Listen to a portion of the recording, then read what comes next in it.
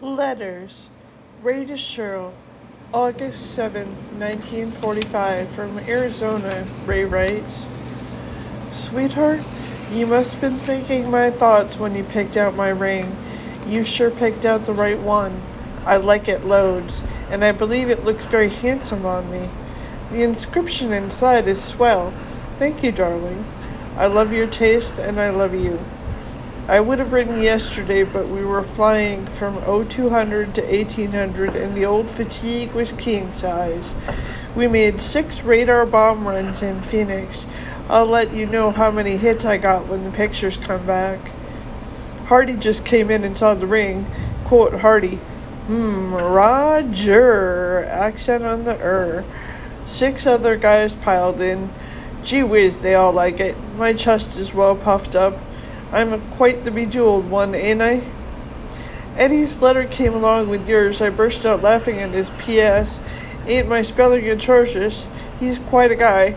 He discussed the weather, the Air Corps, gave me hell for not writing, and said that you were listening to Claire de Lune, slightly misspelled, and signed it very formally with Edward. His P.S. on the ring was that it was what a sparkler. I expect kid stuff from him, and he always confuses me by writing serious grown-up letters.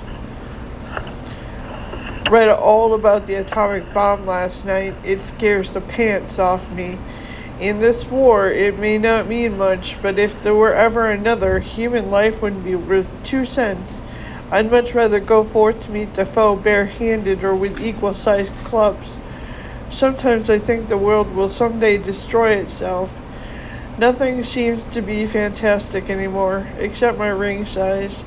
At any rate, it's a good thing we've got the bomb. It wouldn't take many of them to wipe out New York or Chicago. It may be a wonderful thing, but I still don't like it. You asked me before why everyone blamed the Empire State Building crash on the pilot. Major Bong being killed was the answer. They both made mistakes. Maybe they were very slight mistakes, a matter of fact, or seconds, but it was a mistake. In flying, a mistake usually costs lives.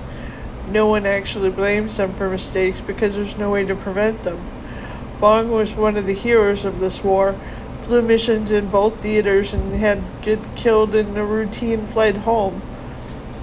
He overshot the field and cracked up. What could be more unfair or terrible? He was also killed because of the advancement of scientific warfare. I've seen those P-80s. Their landing and takeoff speed probably as great as a B-29's maximum speed. All in all, it adds up to faster and more violent ways of killing or being killed. What the hell? Bill's letter described the incident at Cylinder Palm. If you two had knocked over a couple of tables coming out, I could have understood it. But going in? My, you must have been thirsty. He also made a few comments on stuff in general. I wrote back to him, but I disguised the letter so you won't know who it's from. Clever of me, what? Here I sit, very much in love with you, and yet I am able to say, quote, Darling, you are all wet, unquote.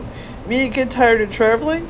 Sure, when we've spent a couple weeks in Detroit, Philadelphia, New York, Canada, Boston, Maine, Washington, northern Wisconsin, Minnesota, Michigan, Tampa, St. Petersburg, Little Rock, New Orleans, St. Louis, Kansas City, Omaha, Denver, Vegas, Reno, Salt Lake City, Yellowstone Park, Seattle, Portland, San Francisco, Los Angeles, Monterey, Mexico City, Panama, Buenos Aires, Rio de Janeiro.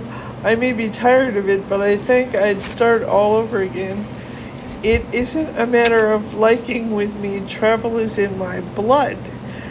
This is some more of my planning, but I would like to spend our honeymoon at Palm Beach, Havana, New Orleans, Mexico, and Southern California.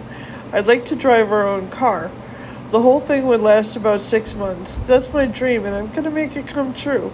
I don't know quite how, but wait and see. If we ever have anything else ever, we're going to have that. Of course, you have everything to say about it, but I'm hoping you feel that way too.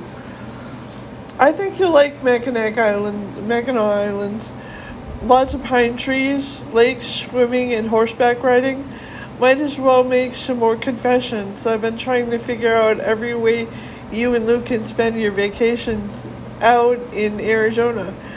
The Arizona Inn is a resort hotel with swimming pool, dance hall, tennis courts, stables, and looks like a Spanish mission. You'll be 60 miles from Mexico and could go there for a week.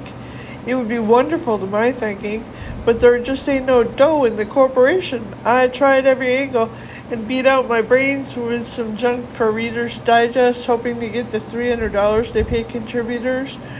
I guess I ain't very good. I can't figure any way out, so I guess I'm licked this time.